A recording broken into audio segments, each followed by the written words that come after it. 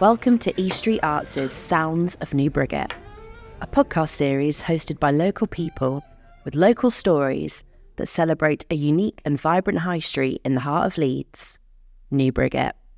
With each episode, we spotlight a different aspect of life on New Briggate and its fascinating history. In this episode, we're joined by Simon Phillips to explore the Jewish heritage of New Briggate and beyond. This podcast is entitled The Grinners and the Great and Good, the Jewish heritage of New Briggate and beyond. We'll hear from some people who have been involved in this project and how it links to the wider social history of the Jewish community in Leeds. We'll hear from Jewish historians Nigel Grizzard and Robert Dyson, who have been leading walks focusing on the streets in and around New Briggate. Throughout the 1860s to the 1920s, New Briggate was a hub of Jewish life, laying the foundations for a rich and diverse Jewish history reflected in the artefacts and the stories of people. And we'll hear from Louisa and Sophia Lambert, who have been coordinating a project to capture the oral and documentary histories of the Jewish community. So first up is Nigel Grizzard. He's the Jewish Heritage Guide for Yorkshire, and he takes people on walking tours around Bradford, Leeds, Harrogate, Ilkley, other places as well. And the idea is that people have a lot of fun and learn some fun and interesting facts on their walks. And he's been doing the walking tours of New Briggate. So in this segment of the podcast, Nigel takes Flo from East Street Arts on the walking tour of the New Briggate area. Enjoy. Hi, I'm Nigel Grizzard, and I'm the Jewish Heritage Guide for Yorkshire. And I take people round, often on routes tours, around Bradford, around Leeds, around Harrogate, and we have a lot of fun. And I think my start with New Briggate came when a woman emailed me, and she said, we're the descendants of Moses Abrahams, who in 1825 had a jewellery shop on Briggate, which is a long, long, long time ago. And she said, I've met other people who I didn't know were related to me through a genealogy DNA work, and we now want to come back and look and see one heritage walk. Now, I've done lots of heritage walks in Leeds, but most of them started in an area called the Leylands, which was adjacent to the city centre, and dealt with the Jewish people who arrived as refugees from the pogroms in Russia from 1880 onwards. So this was an interesting one for me because 1825 to 1880 is 55 years before that. And I set about seeing what could I do to show them what had happened in that long ago past and what is there. And it was very exciting. And I've started on a whole lot of work. And that's how I came together with New Briggate and the whole area around it. Because there's no point saying to someone, I'll take you up to Chapeltown Road and show you a synagogue that was opened in 1929. Because they say, well, hang on a minute, our ancestor was in Leeds from 1825 until he closed the shop and went to Manchester in 1835. So what relevance has 1929 got to me? So I started off and I thought, let's have a tour. And I thought, where's the best place to have it? Well, the first thing I thought was we have to meet for a coffee. So we had our coffee and they said, where are we going to start? We turn left again into the Merrion Centre. We walk about 10 yards, we go left again, and we see the entrance to the lift to the car park. And when you come to that lift, there are two plaques. On one side, on the right-hand side, there's a plaque saying that Israel Arnold Ziff had opened the Merrion Centre as Leeds' first mall in the 1960s. And on the other side is a plaque that says, here, where the Merrion Centre now is, was a place called Back Rockingham Street, and in a hayloft, there was the first synagogue in Leeds. So it was a great place to start the story. And it wasn't a purpose-built synagogue. It was just a room that was used for prayers. And what I wanted to try and show them was that there was a whole world of Leeds beyond the shops that we could go back to the 1820s. And that's how we started. So we started there. We saw that. We took some nice photos. We then went back past Costa Coffee, went down and came to Belgrave Street. Belgrave Street was where the first purpose-built synagogue was, which opened in 1861, which is in the new Briggate area. And if you could go to it now, there's a blue plaque and it says, this is where the synagogue stood. And as you know, Belgrave Street over the last 30 years has gone through a number of iterations. Buildings have turned, the synagogue in fact lasted till about 1983. They then found that it was structurally unsound and it was closed. And all that's left is a plaque.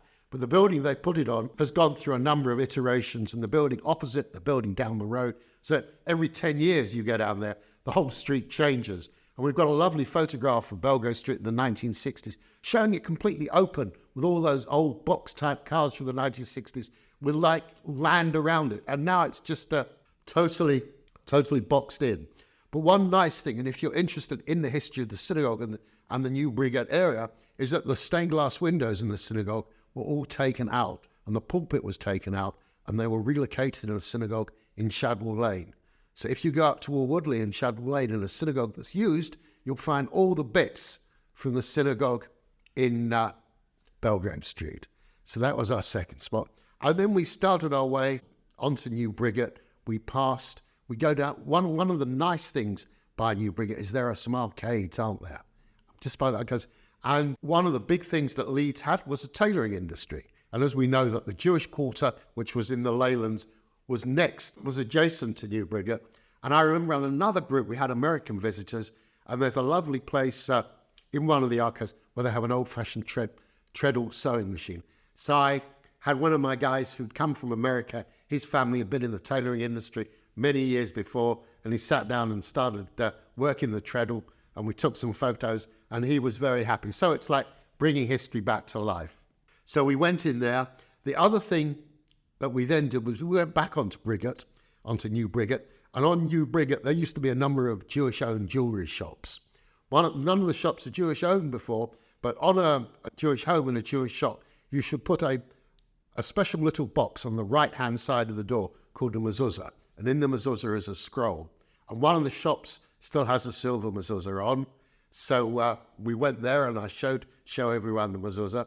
And the other thing is the tailoring industry, because Leeds was the tailoring centre par excellence.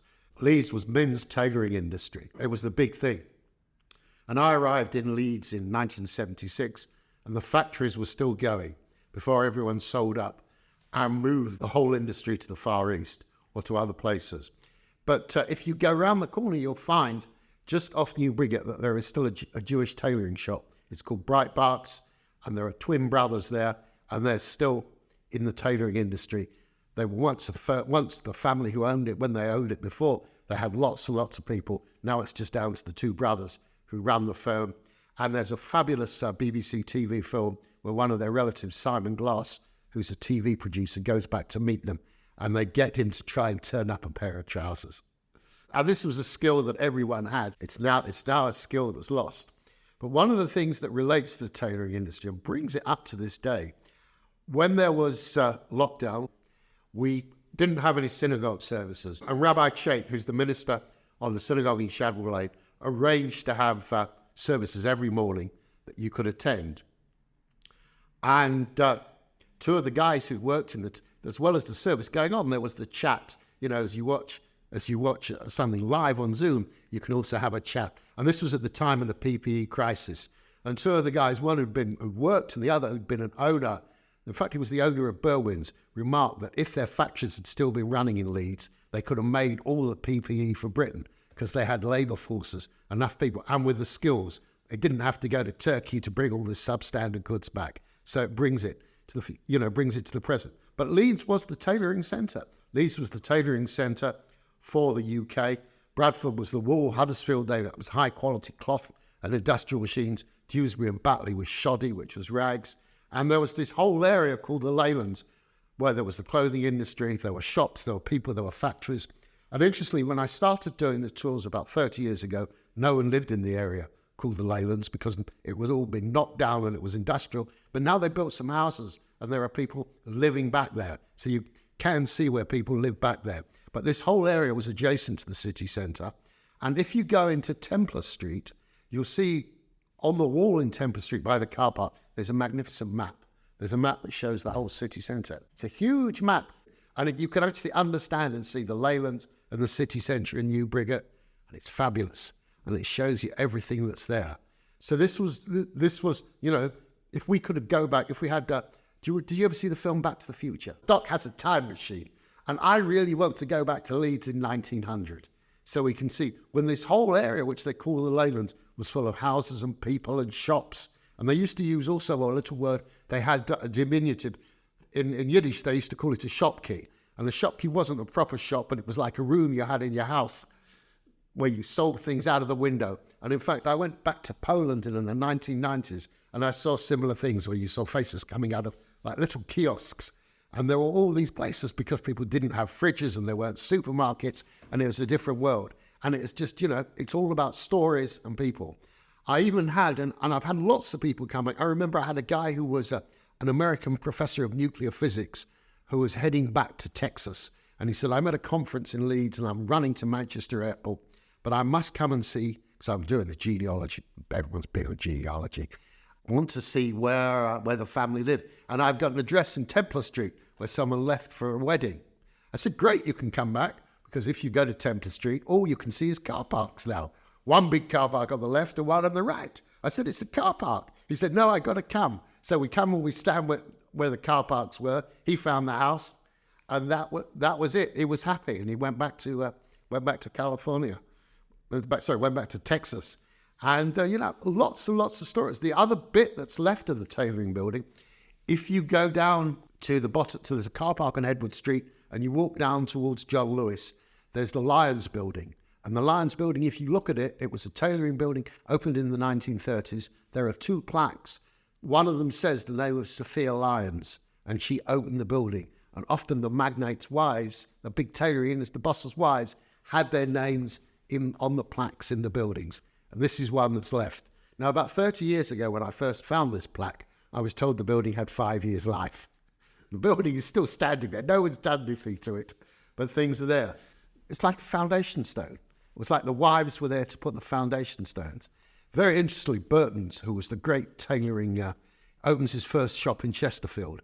And that used to, when you went to Chesterfield, you would see a plaque with his wife's name on, that she opened it. It was like a foundation stone. If you imagine that door, we've got a door there, and there's a radiator there. If the radiator wasn't there, there would be a little plaque there on one side and a little plaque on the other. And in fact, I mentioned Burwin's.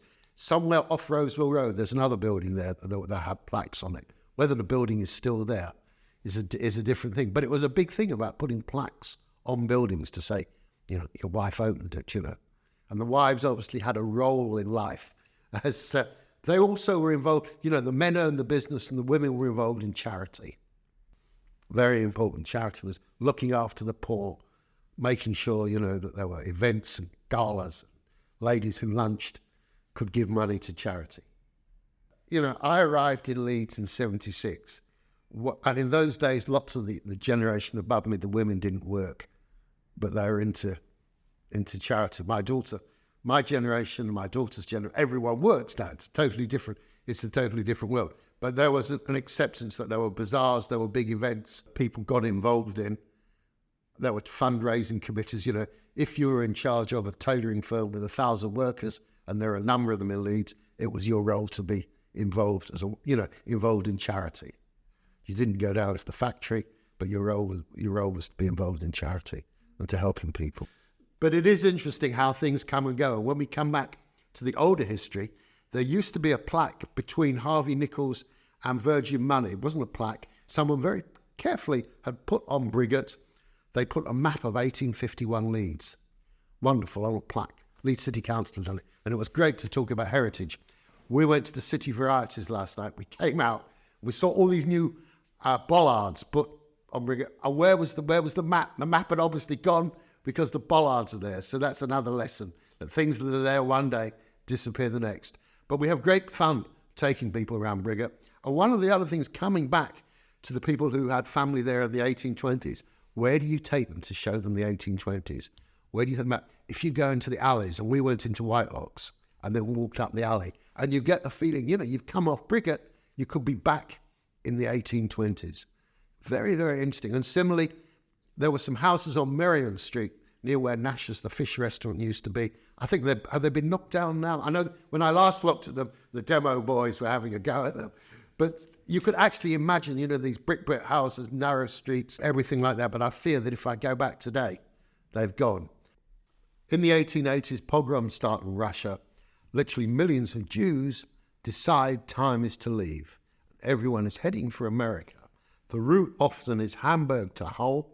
If you go to Hull Paragon Station and go up the back, there's a plaque erected by the leader of Hull City Council and the president of the borough of Brooklyn, New York, commemorating 2 million migrants, the majority of whom were Jews, who go through Hull Station on the way to Liverpool, on the way to North America. Jews come to Britain as well.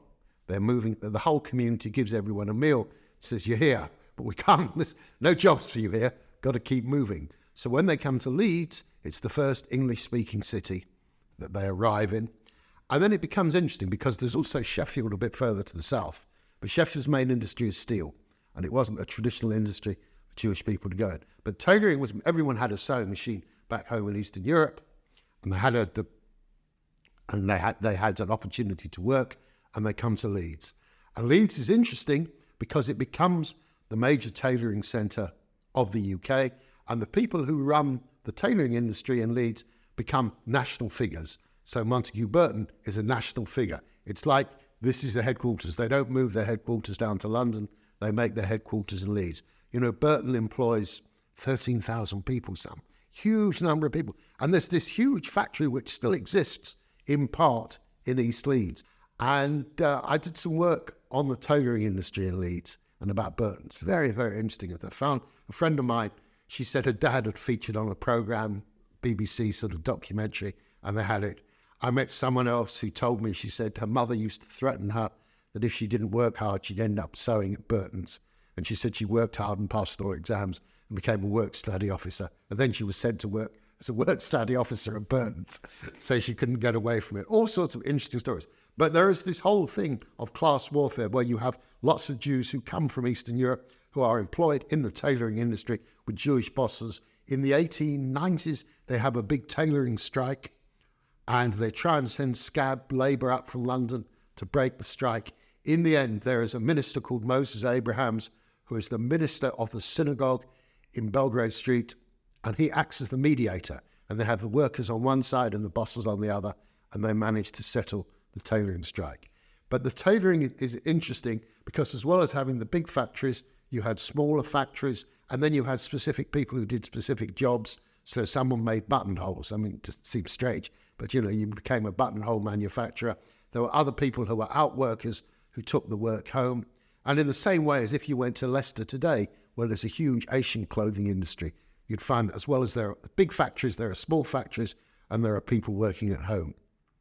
And, it's a fascinating thing, because they talked about, if you go through the history of tailoring and you think about suits, men had suits. I came to work in Bradford. I wore a suit every day when I worked for the local authority. I've got a suit now and I wear it maybe 2 or 3 times a year. But it was like everything was made in Leeds. It was all done. And I heard some amazing stories about Burton's where, for example, when someone famous came like Sir Len Hutton, the cricketer, to be shown round Burton's, the first thing they do would be to measure him. And then by the time his tour had been finished, he would be handed a fitted suit to wear. Really, really great stories. And also Burton's, I've got some photos at home, huge numbers of women, working on machines, literally, 1,000 people. It seems like 1,000 people in a room. Unbelievable today, but just a very different type of industry. And of course, there's all the, coming back to the tailoring industry, the Jewish community are involved in it. I think it finishes certainly in the 1970s. That's when it starts. It starts falling apart in the same way as the mills in Bradford start falling apart. And the other interesting thing is you find that people who are in the tailoring industry who are were moving on and moving to London. The families were moving to London and going into other industries. Fascinating, the whole, and, how this whole Leeds tailoring industry, one big thing, in the city, has changed. But it meant that the women moved from getting jobs in the tailoring industry to getting jobs in all sorts of new industries. Very, very interesting. There's a guy, Harold Rose, who's a son of a manufacturer, and is still a small manufacturer. He knows a lot more about it than I do. Yeah, that's really interesting. Yeah. And so there's this big kind of, wave of this kind of, I guess, migrant community. Yeah, 20,000 Jews come, live in Leeds in this tight area. They live in the Leylands, that they move into Chapeltown. But they also remember all around the city centre, there were tight houses going out towards Headingley and the university people used to live in all of this. It's difficult to imagine, but there are a few houses left in the city centre, but it was all round Belgrade people could live, tight houses. And what were the Leylands like? So when people arrived, what was it like when they came? What was it like? Well, you hear lots of stories about what it was like, but people came over a 30-year period. So I think, later settlers, like by the time 1890 comes, the shipping companies know that Jews are moving, so they have a system for them. There's supposed to be someone, they said that there was a guy with a barrow who would look for Jews and would take them to the Leylands, and there would obviously be somewhere to go. And normally when you came, you had an address. You weren't coming you were coming to meet a cousin or whatever. And I always tell people, in America, there are lots of records for a place called Ellis Island. And to me, the fascinating thing when any immigrant comes is who is the person, why are they, who are they going to see a cousin or an uncle, or maybe it was a wife being reunited with a husband. And that's a very interesting one. And people coming, and they go there, and, someone finds them somewhere to come. And remember, the post is running all the time. So you can send letters, so you can say, I'm coming.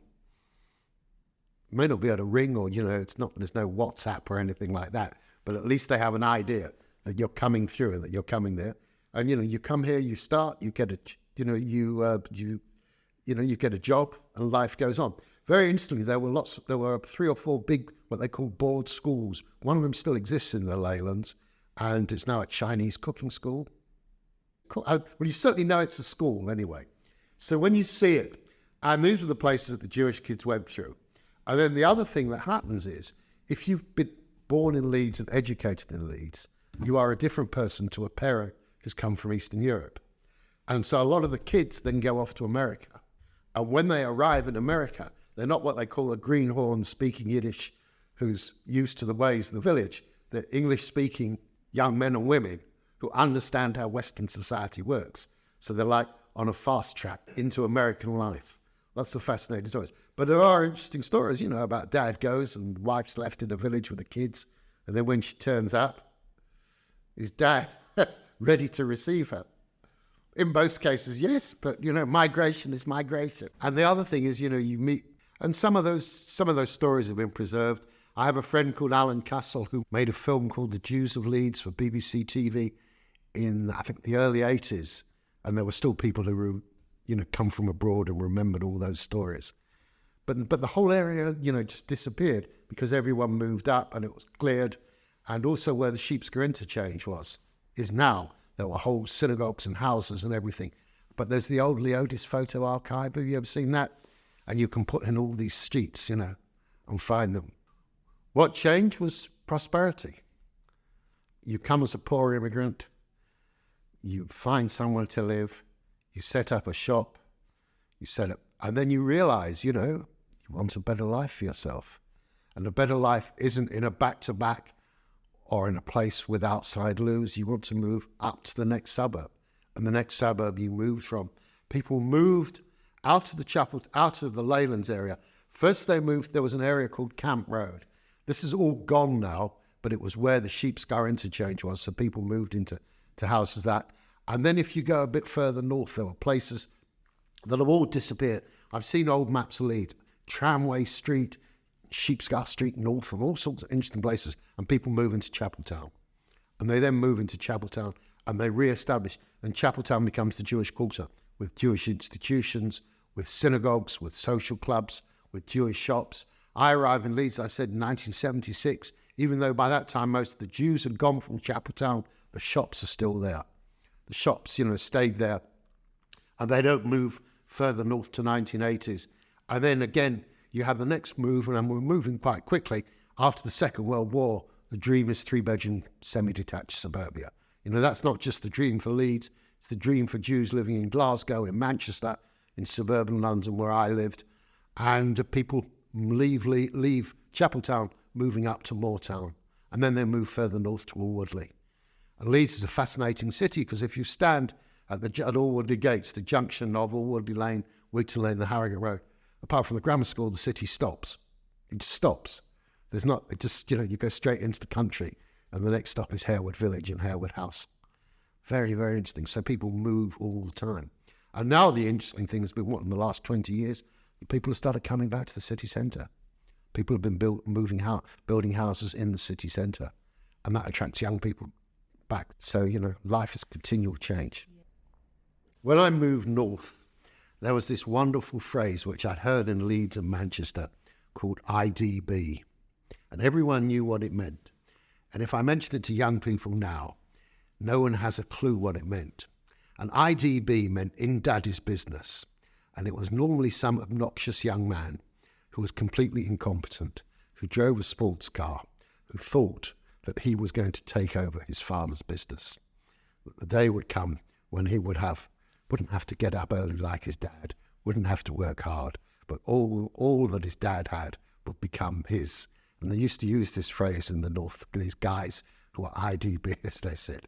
The problem for him was when all the clothing industry collapsed in Leeds, the rainwear industry collapsed in Manchester, there was no daddy's business to go into, and he had to find his own career. And when I remember that, it was a well-known phrase in the Jewish community, IDB, in daddy's business, for a particular type of young man. Now the businesses are no more, so they have to make their way in the world. Or labour costs go up, and people say, well, go out to the Far East or wherever. And I remember meeting people, and it was interesting because we had friends in New York, and I knew someone in Leeds who said to me, it was hard finding 70 wage packets a week. When you just subcontract it out and you just have a showroom and sell, it's much easier. And we have friends in New York who made in South Lower Manhattan, who made women's bags. And, they used to get up, go in the factory. Dad could do every single job. Then they closed the whole thing and just imported, And it wasn't just a Leeds thing. It was a big textile thing, But then, people moved into other jobs. And it's interesting because, like for women, lots of them got clerical jobs in insurance companies and things like that. So lots of interesting things to see, lots of heritage, lots of stories. And also if you go further in going down Briggate, some of the yards are amazing with flowers in and all sorts of things. And it's just that total change. And you can go back in time and go back in history. But cities develop, Leeds has developed. It had the inner ring road, which knocked a lot of things down. And then other demolition came with the emergence of sort of the business city of the 80s and 90s. And it's, my job now is to talk about people and stories and to try and relate their history to what's left and to give them a feeling of it. And I think we succeed. So lots to see, lots to talk about. Happy to take you round. My next guests are Louisa Parker and Sophia Lambert. Now, they're going to talk to us, or talk to me, but talk to you, about the Leeds Jewish Community Oral History Project, Document Archive and Oral History Archive. So, if we start by introducing yourselves, we'll speak to you first, Louisa. So, just tell us who you are, where you come from, and your interest in this project, really. Okay, thanks, Simon. I'm Louisa Parker. I'm an artist mostly. That's where my training is, but I'm also a specialist in life writing. I did some postdoctoral work with Wolfson College at the Life Writing Centre at Oxford University, and since then I have always looked for really interesting projects where I could think about life stories and think about how to assemble life stories in more creative ways for public engagement, I suppose. I want as many people as possible to listen to life stories and maybe think about having a go at creating their own life stories. I've worked with people, for example, I worked with a woman who half of her life story was done in knitting. So there are no limits to how you can create a life story. You know, you can just sit down and write it if that's what you want to do. In this particular project, what we're doing is we're recording Jewish oral histories, people who lived in Leeds, and we're just turning up at their house with a microphone, setting the microphone up, and then they talk for around about an hour on a subject, you know, that's close to their heart. Like, for example, we've had lots of men talking about national service in the 1950s. We had a really interesting chat with someone who used to frequent all the cafes in the 1950s and do rock and roll, you know, dancing and playing records, all that kind of thing. We interviewed the wife of the late Michael Joseph, who made City of Writers into the theatre that it is today, with Panto and the Good Old Days and so on. I think her mother had played bridge with Omar Sharif. That was a nice little aside. And we also interviewed somebody who had an appointment, a very early appointment, with the pioneer of IVF, Patrick Steptoe, only to find out that she was actually pregnant and didn't need him. So we had some really, really interesting stories, and we've come to the end of the development period, and that's why at this moment we're really excited. We're starting to really turn into a project, and we're hopeful that this will be a real archive, a real Jewish archive for Leeds. Just to hold your excitement there for a minute, there's just something I want to ask you, Louisa, because you're not a member of the Jewish community. I'm really interested to know what attracted you to be involved in a Jewish community project. That is an interesting question. I find Jewish history incredibly interesting. I do have some close sort of friends, close relationships with Jewish people, and I have hung around in the Jewish area of Leeds when I was younger because a friend that's very close to me, her parents looked after me a little bit when I was a teenager. So I've even sort of been in this building before when they used to live here. I'm very familiar with a lot of the prominent Leeds Jews' names, you know. So when somebody mentions a name to me, I know who they're talking about. I can even speak a little bit of Yiddish. So yeah, I feel like I can do this. I'm the right person to do this. But also I think I bring something new to the project because I am an outsider. I'm working with lots of people who, they all know each other, and I come along and I kind of, throw a creative spanner in their works. No, no, you've sold yourself. Don't worry, it's not. Well, it is an interview, but it's not a job interview. Now, Sophia, if you could just say a little bit about yourself, and then we'll move back to Louisa. I'm Sophia Lambert. I'm a Jewish historian. So at the moment, I'm at the University of Leeds, and my thesis is about the Bradford Reformed Jewish community. I've also done a lot of research about the Leeds Jewish community and its history. Hence why I thought it'd be great to be involved in this project. Fantastic. So you've always had an interest in Jewish history. So I have had an interest in Jewish history since I was a child. So I read a lot about the Holocaust and we studied it at school. And then from there, I went on to study migration history as part of my history degree at university. And when we were looking at migration history, we looked at the Leeds Jewish community. So my interest in the community stemmed from there.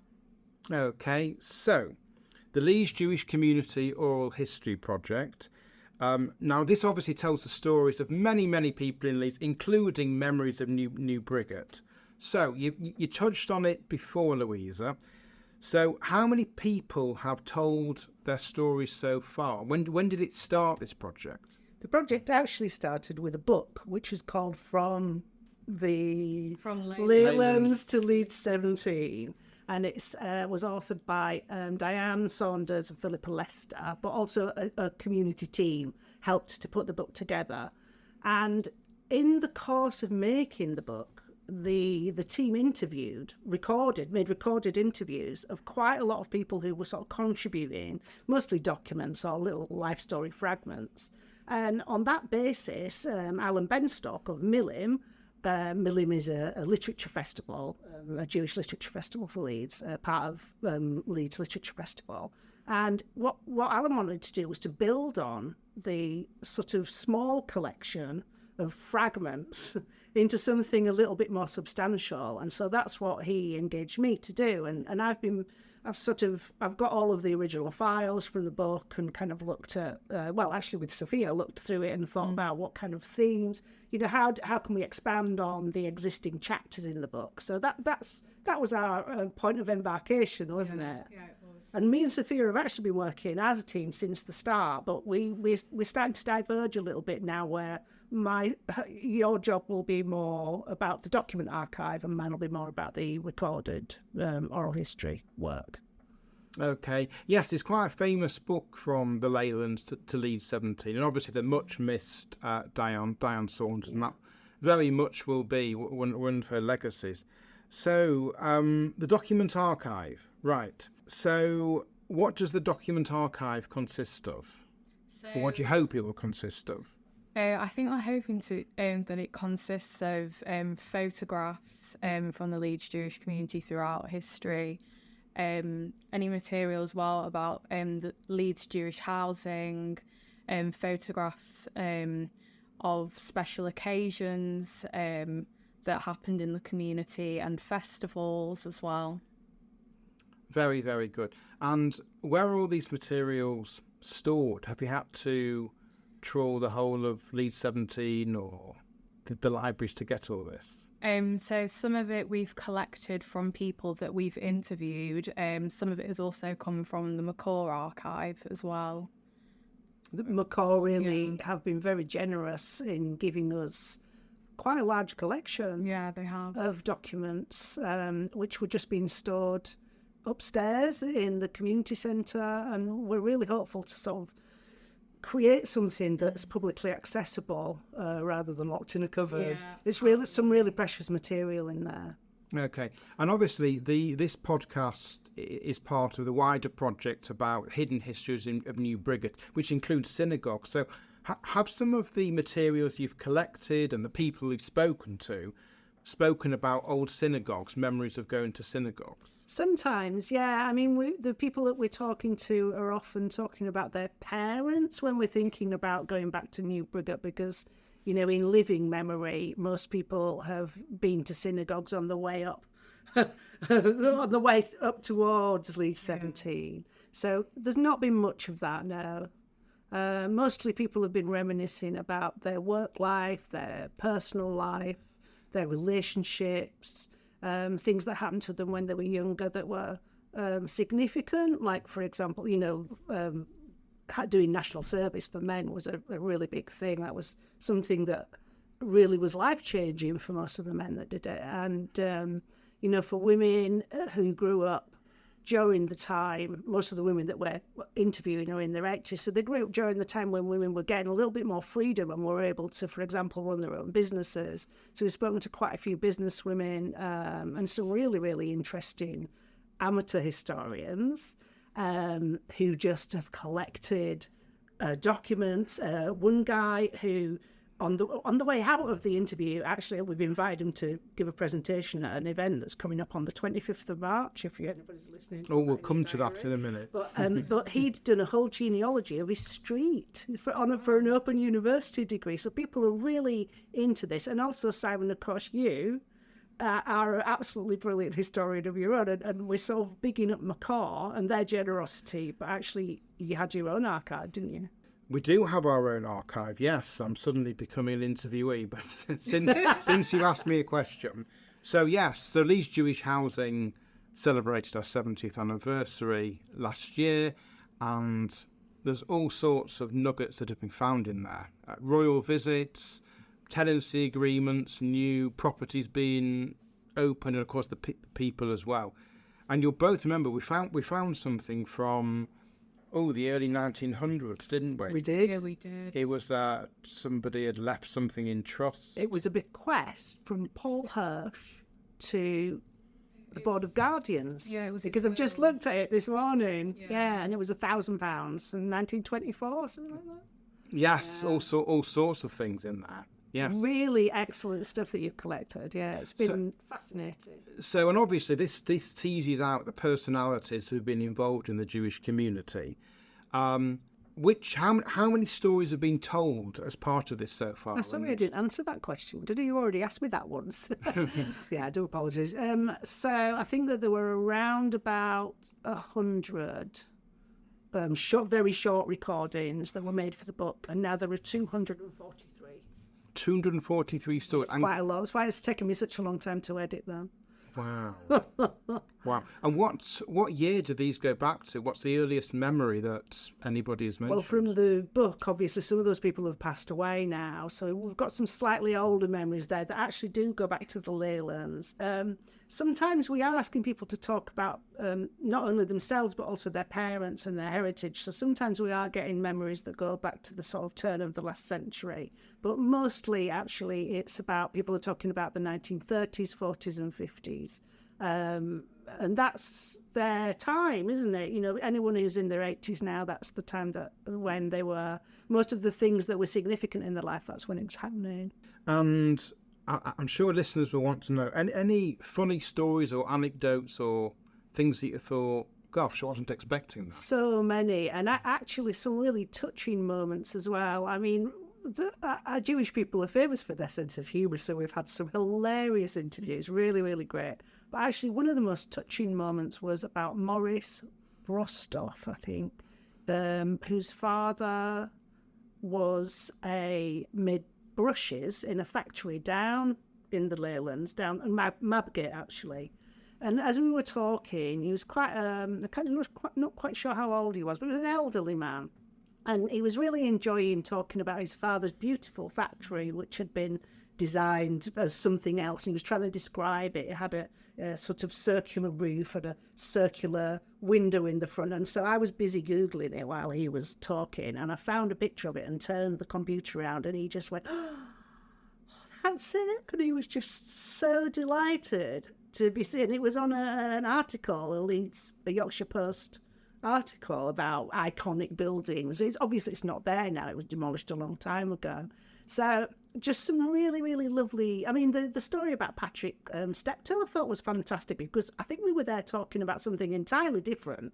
And then she just started talking about when they got married, they'd had a little bit of trouble conceiving. And so she started to get some help. And then she was talking, they'd heard about this man, who was doing this amazing pioneering work. And they just got all their money together and went off to Manchester to see him. And yeah, her and her mum and her mother-in-law kind of turning up. But this is long before the first, what was called test tube baby, which I can remember as a little girl being on the news, being a really huge story. So, I mean, really, a lot of the time people think, in fact, I'm saying this now to people who might be thinking, I'd really like to join in this project, but I've got nothing to say. That's absolutely rubbish, because everybody's got something to say. And the thing is, it's only when you start talking that you realise, talking and thinking are kind of the same thing. Talking, thinking and remembering, it's all intertwined. So we might be just asking you about, I don't know, your hairdressing salon that you had, for example. This is one of the conversations we had. But we might end up talking about any subject, because as you speak, lots of things pop into your head.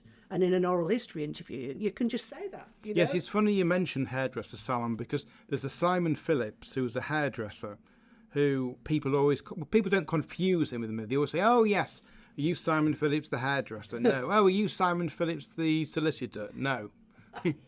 Okay. Are there a lot of Simon Phillips? I'd love to say there was the chance there's only one Simon Phillips, but there isn't.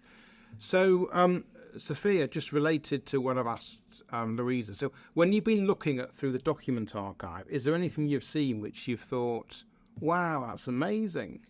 I think one of the really interesting things that I looked at was the Queen's Hill Estate brochure, which was held at the McCaw Archive. That was absolutely fascinating, because that dated from, I think it was 1962, 1963, the date when the Queen's Hill Estate first opened.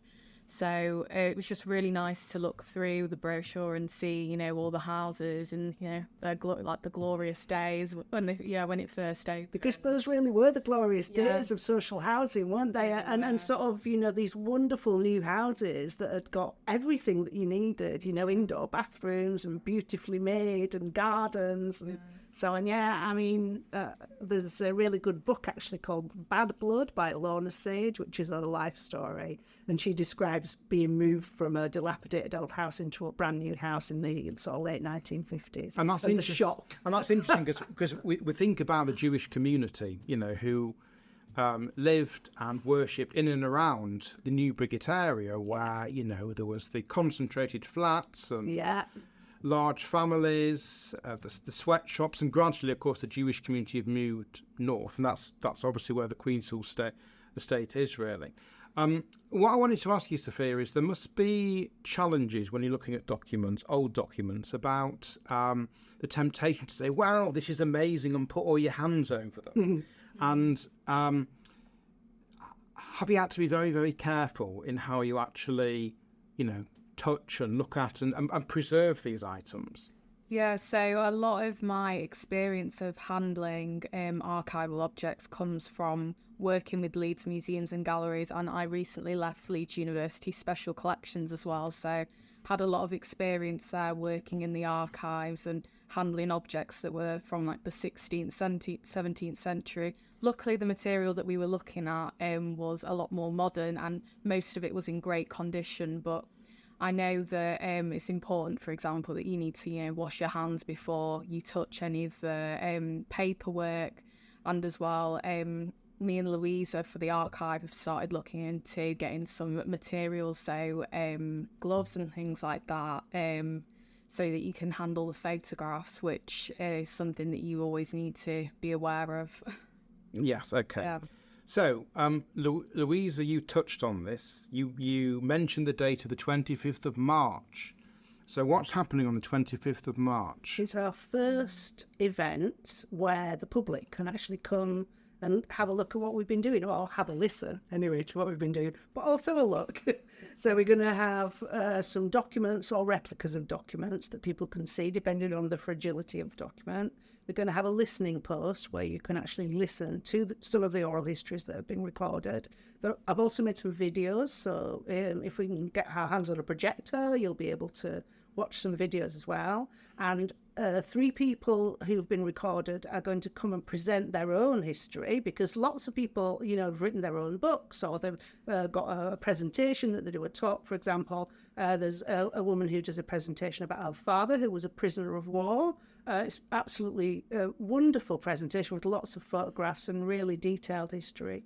So there'll be three participants who are presenting, and there'll also be a panel show with our volunteer Carol Gold, and she'll be doing the interviewing because she is our main volunteer who is doing the oral history recordings, and she's also, I suppose, a kind of coordinator for the participants, because Carol either knows everybody or she knows somebody who knows them. And somehow she's managed to really bring so many people into the project, and she works really hard. And so can people actually bring their documents along to this? Please do, yeah, please do.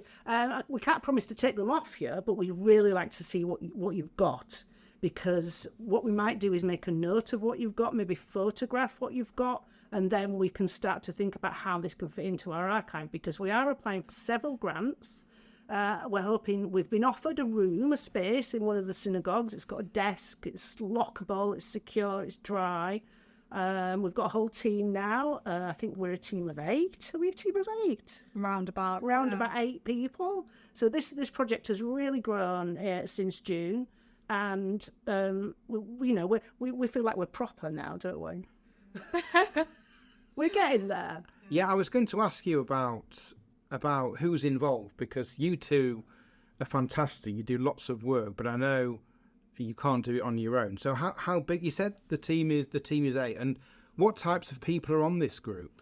Well, a lot of people are just people interested in history. I mean, you're part of the team, Simon, and that's really great. You're kind of wearing your LJHA hat. but you are definitely part of the team. We've also got Carol, who I think she was on the original book team and did some of the original recordings, Carol Gold. We've also got Lee White, and he's doing all sorts of things, actually. He's taken some photographs. Again, he's just a really keen historian. He's setting up a Facebook page for us. Who else have we got? We've got Alan, obviously, because he's the director of Millim, who is sort of the head of the project, if you like. So Alan helps out here and there when he can. And he's got a very, very busy schedule because he's, especially at the moment. Who else have we got? We've got Carol Davis and Helen Fraser. Helen Fraser is also a really keen historian and a playwright and a really creative person. And she, I think she was part of the original book group. I think maybe she inspired the book.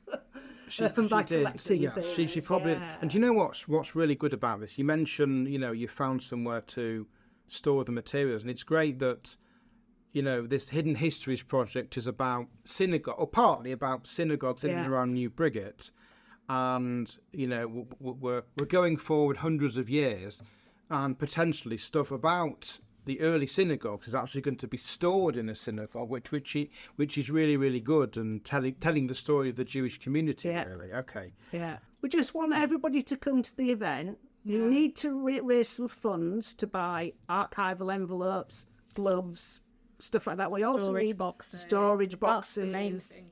It actually is, because we have got a lot of material. Anybody out there, every little helps, as they say. But if you're interested, you can look at our Facebook page, you can look at the Milling website, you can come to our event on the 25th, and you can just get in touch. I'm Louisa Parker. You can get in touch with Alan. My email is at the bottom of all the flyers. You can find it at the Maz. There are always flyers at the Maz in reception in the little box. There is one question I was going to ask you. This goes back to who's told their stories. Right. Is it just Jewish people who told their stories? Yes. It is? Yes. This is a Jewish history project. It's a Jewish history project, right. So are you looking for people who might have had a close relationship with Jewish people or organisations and might have a story to tell? Not particularly at the moment, but I don't see why not. I think that would be a group decision, really. I mean, we're a team now, so we're almost a committee, aren't we? We're very committed anyway. At the moment, it's a Jewish history project, but we're open to anything, even if you want to bring your knitting, as I said before. Because it won't be my knitting. It won't be your knitting. I haven't done any sewing since I was at primary school. No, me neither. And that wasn't sewing some Sabbath candles. Right, okay, so thank you, Louisa, and thank you, Sophia. So my next guest is Robert Dyson, who's one of Leeds Jewish Community's historians. And Robert, thank you for joining us. Pleasure to be here, that's what I say. Okay, so let's start off by saying, why are you interested in the history of the Jewish community, and how did you come to get involved in Jewish community history? Well, as a child, I had no interest in it at all, and my family came from all over Europe, and we didn't know anything about anything, so I had no interest at all. And in fact, I was rather jealous of kids in my class at school who were British born and very English, and they all knew about grandfathers and great-grandfathers, and I knew nothing. And time cures all, doesn't it? And after I retired when I was in my late 50s, I decided to get interested in, first of all, my mother's family, which came from Middle Europe, from Hungary and Austria, and my father's side came from Russia. That was a much more difficult task to trace that lot. And that's and then when it came to Leeds, well, I've been interested in Leeds history for a while, and I've been a tour guide in the centre of Leeds for 10, 12 years probably. But the Jewish thing came up when I got involved with the development of Leeds North when it moved into Chapeltown, and initially with the landed gentry, who were very much landed gentry, and they lived in big houses and away from the riffraff of town where all my antecedents were, and then eventually they moved on further out and developed all their land, and all their land was very much occupied by the Jewish community in Chapeltown I'm talking about. Okay, Robert. So, the hidden histories of New Briggate. How did you come to be involved in this?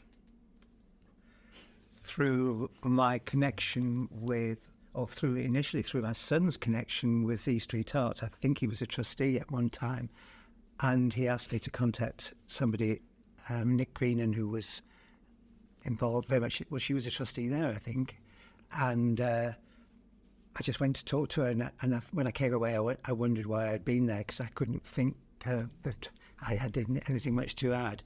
But then maybe a couple of years later, I got a phone call from MAP Charity School, which is in Mabgate, saying could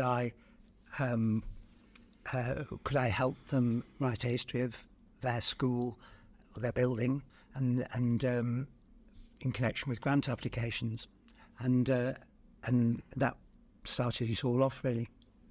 So I've become the go-to person for Mabgate, and then that led on to other things, and including this, including New Briggate. Including New Briggate. Right. So tell us about the Jewish history of New Briggate, then. Well, wherever you want to It's start. very difficult to separate the Jewish from the non-Jewish, but Yes. basically it's worth pointing out that until the 1860s there was virtually nothing going on there. The one thing that was going on was a big fat church called St John's Church, which is still there, built in 1634, so it's the oldest in Leeds. And then eventually, as time went on, Leeds expanded, and an obvious place for it to expand was to extend Briggate. And that's what happened in the 1860s, in the late 1860s. And it was very helpful that much of the land around there in Briggate, in New Briggate, belonged to one family, the Lupton family, which everyone knows about the Lupton family now because Princess of Wales, her great-grandmother was a Lupton. From Chapeltown, they were one of these big houses, and that was another aspect to it. But the Jews didn't really arrive until the 1840s, when they came to Leeds in any numbers. And it's perhaps useful to come back to New Briggate and just mention Great Belgrave Street, which was where the first major synagogue was. The first major synagogue appeared there in the 1860. But before that, when the Jews arrived, as nearly any immigrant that comes over here, they're pretty impoverished, and they live in poor areas, and most of them lived in the Leylands district of Leeds, which is Regent Street upwards towards Vicar Lane, that sort of area. And so they set up a little shul within the loft of a house in Bridge Street in the Leylands, and then eventually they gradually outgrew that, and they built the first. Well, they didn't build; they took over a house on what is now the Marian Centre in Backrockingham Street, and they converted that into the first synagogue, and that was in the 1846. So it was done. So it was then 14 years later they'd all become a little bit wealthier, and then they moved to Belgrave Street, and they built the first synagogue there. They outgrew that after 10 years or so, and then they built a much larger one on the same plot in Belgrave Street. I'm telling you all this because where it fits in with New Briggate, it fits in with my family, because my family didn't come in the 1840 lot. My family came in, my grandfather arrived, and his wife arrived in 1895-ish. And they settled in Gower Street in the in the Leylands next to Bridge Street, and they were looking for somewhere to pray, and they went to the shul in New Briggate. Was this called the New Briggate? It was called the New Briggate Synagogue. Yeah, and it was on St John's Place, which is now not called that anymore. It's now just called Briggate, which is a bit unfortunate. And it's almost opposite the Grand Theatre. It's next door to Nash's Fish and Chip shop. And not far from Breitbart's Tailors. Very close to Breitbart's Tailors. Yes, it's amazing It's in the same street. they've survived all these years.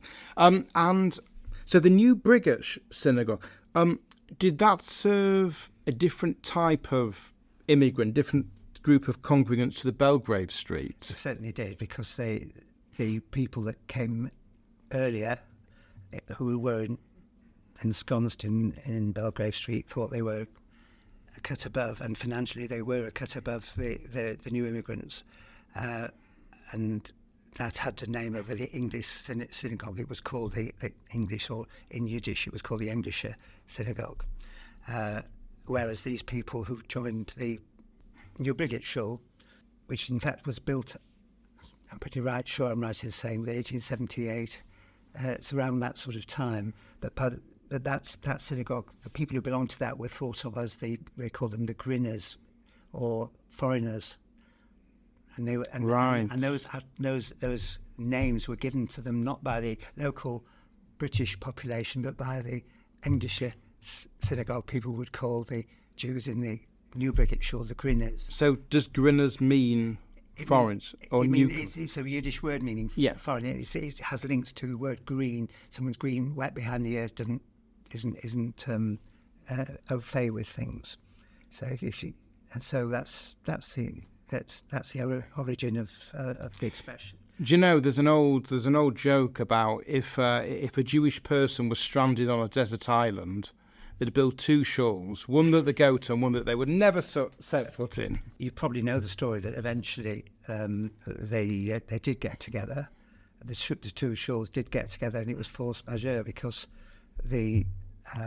around the end of the 20s, early 30s, the Leeds City Council were doing massive road realignments, widenings, but basically they in effect doubled the width of most of the streets in the area. Certainly places like Ball Lane and Vicar Lane and the likes. And of course this or Vicar Lane, they'd actually happened a little bit earlier, but the principle was the same. And this shul, this New Briggate Shul, although it was on St John's Place, but it went through to Merrion Street. It went all the way through to Merrion Street, and Merrion Street was one of the streets that needed to be widened. So they had to pull down some of the shops on the front of New Briggate. Two of the shops on the front had to go, and as did the synagogue. And of course, it was a bit of in some ways, it was a godsend, if that's the right word to use, because the Jewish community by then were beginning to, or had already moved, certainly towards the Golden Cross at Sheepscow and beyond into Chapeltown. So, and ultimately, you always find that synagogues follow the people rather than the other way around. So the New Briggate Synagogue, if you want me to talk about this in relation, it's not specifically in New Briggate, but it's very much related. Yes, go ahead. The New Synagogue acquired the site of the present New Synagogue on Chapeltown Road, which is now the contemporary dance place, and remind me of the name of the house, Bransby Lodge. They bought Bransby Lodge plus the garden of Bransby Lodge, which was to the side and in front, and they set up a shul there, and they soon found that the former New Briggate lot soon found that they'd bitten off more than they can chew, and they had to go to cap in hand to the Englische Shul and say, can you help us? And they did, and as a result of that, the United Hebrew Congregation of Leeds was formed, and the Grinners again were the poor men. And interestingly, if you look at the dance school now, at the Byzantine synagogue that was built there. There are 4 Foundation stones. not foundation stones, but the stone setting. Yeah. When the Queen comes, she will pull a plaque and it'll open up. There were 4 of these, because they were obviously arguing about it. Some were from the old New Briggate place, and some were from the Belgrave Street. So that's how it came to be formed. And I'm really interested in the Grinner Synagogue. It's kind of a colloquial name. Has that been quite common? It's not colloquial. It's a Yiddish name. Yeah. But I'm thinking, have there been other synagogues where the name reflects the people who go there, or their origins of the people who go there? All I can say is beyond my ken, but I would imagine that it would be whenever you get a merger of. Because there was something called the Marienpol Synagogue. You might have Marienpol, a place in Lithuania. So I'm thinking about that, and then that became the new central Vilna. Vilna, of course, being Vilnius in Lithuania. So you've led walking tours of the area, haven't you? Mm-hmm. So what does that involve? Well, it involves somebody organising a group of people who are interested in hearing about this place. In terms of myself, I have to go around and do a recce every time before I do a walk to make sure that nothing's changed, that the road hasn't closed or street works or whatever. And that's largely it. I rarely know exactly what I'm going to say each time. Because sometimes you can get, as I'll mention to you later, sometimes you can get people on these walks who tell you things you didn't know. Yes, and that's one of the beauties of these things, and it's all memories. And when Philippa Lester and Diane Saunders made their books from the Leylands to the 17, they gathered a lot of this information, and they didn't use all of it. They couldn't use all of it because the book wasn't good, couldn't accommodate it. And there's a hope and a suggestion that those memories will be archived and recorded for posterity. So the walking tours that you lead, so who goes on these walks? Is it Jewish people or is it non-Jewish people, or mixture of both? Mixture. Mostly, I would say non-Jewish people, because people are interested in what's going on, and an awful lot there's a huge amount of interest in local history. I've just been to a talk at the parish church, which was pretty well filled, so a lot of people are interested. And are these regular, the walking tours of New Briggate? They're as and when East Street Arts ask me to do them, usually. But I can do the walks for other organisations, like Civic Trust, which I belong to, and they always have a series of walks throughout the year. They say, what would you like to do this year?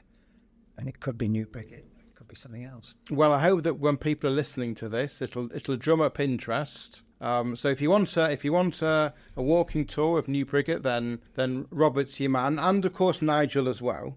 Now, presumably there's lots of interesting stories surrounding the people and places around New Briggate. Would you be able to share some of these, Robert? Well, I'll try it. Well, I'll give you some examples of things I've learned from the public. Yes. Because of this scheme, the Heritage Action Zone, I was taken with about 4 or 5 other people by the architect who is creating the flats above the shops. Yeah. It's about 18 months ago, and the entrance is right by what was Denton's Jewellers. It's now called something very similar, it begins with a D, also a jeweller.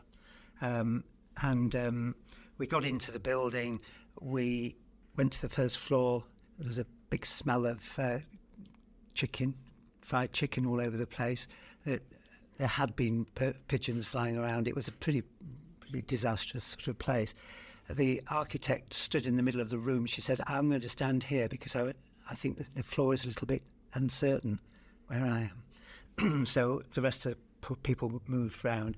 And then I explained to her and the group that when I was a student, I spent 2 weeks in that shop, in the jeweller's shop, which belonged to my uncle. I was only there as a guard. I would be more frightened of any robber than any robber would have been frightened of me. But anyway, I spent 2 very boring weeks in that shop. Shortly after I left, a thief hired a room in the hotel, which was at that time above the jeweller's shop, and then in one evening he cut a hole in the floor, and then got a fishing rod, and he managed to.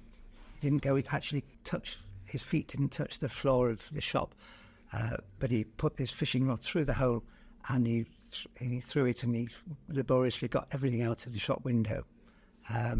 I'm not sure. I suspect they wouldn't have been all that valuable, but anyway, that's the reason why the hole was there, and this reason why the architect has to stand over. Do you know what I thought you were going to say? I thought you were going to say the architect stood in the middle of the room and fell through. Which I know we're laughing, but actually wouldn't. It wouldn't have been funny. It wouldn't have been funny.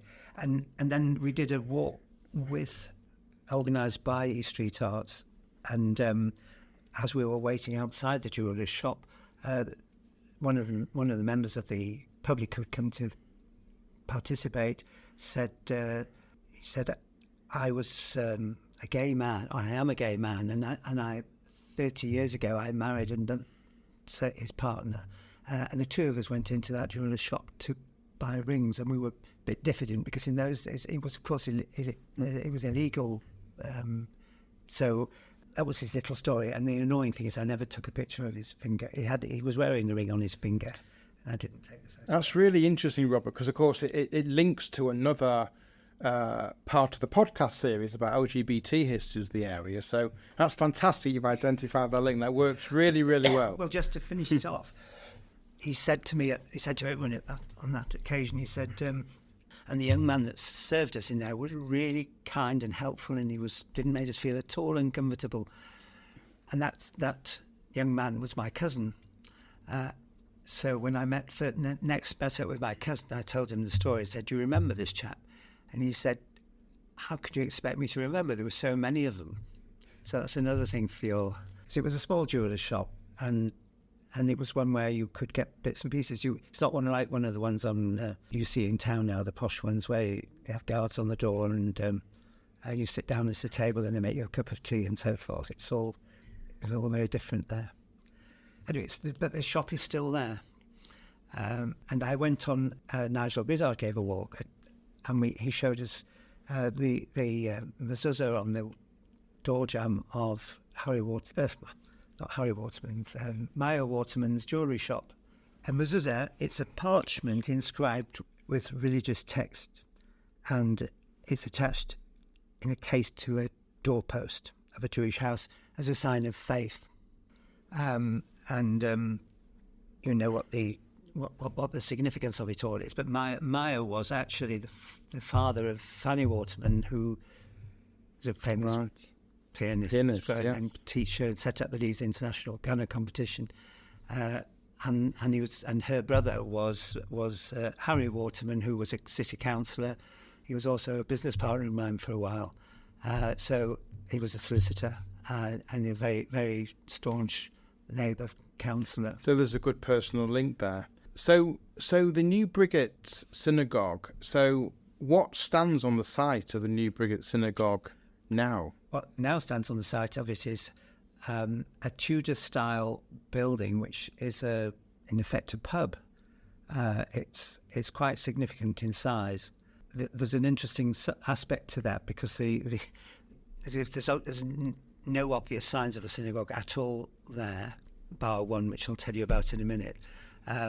All the land round there tended to belong to this Lupton family, which I mentioned to you before. Yes. And in fact, they were in cloth trade. And in fact, one of their biggest customer was in Dublin, in Merrion Square in Dublin, which is almost certainly why you've got Merrion Street going out there. There's nearly always a reason why you've got a name for a street.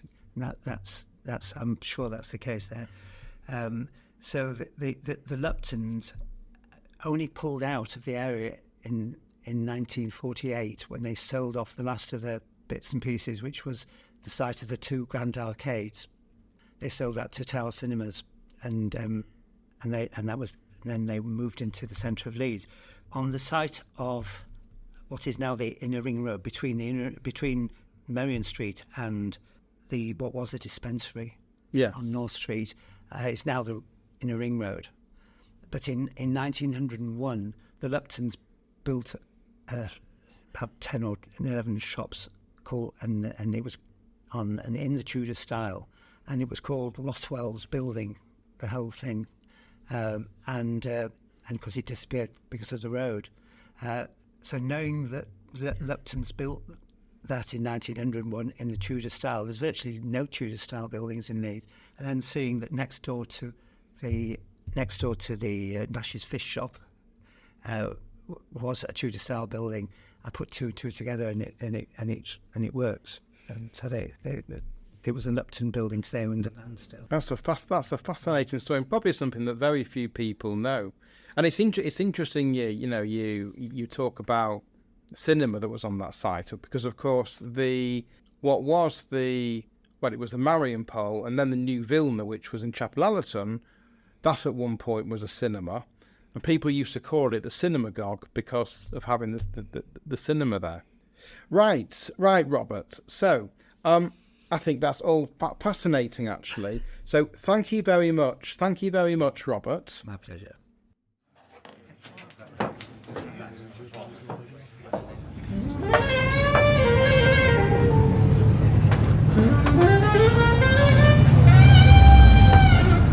This podcast was written and researched by Simon Phillips, with contributions from Louisa Parker, Sophia Lambert, Nigel Grizzard, and Robert Dyson, and produced by E Street Arts. Hidden Histories of New Briggate is supported by Leeds City Council and Historic England as part of the New Briggate High Street Heritage Action Zone Regeneration Programme. To find out more about the project, visit www.eastreetarts.org.uk.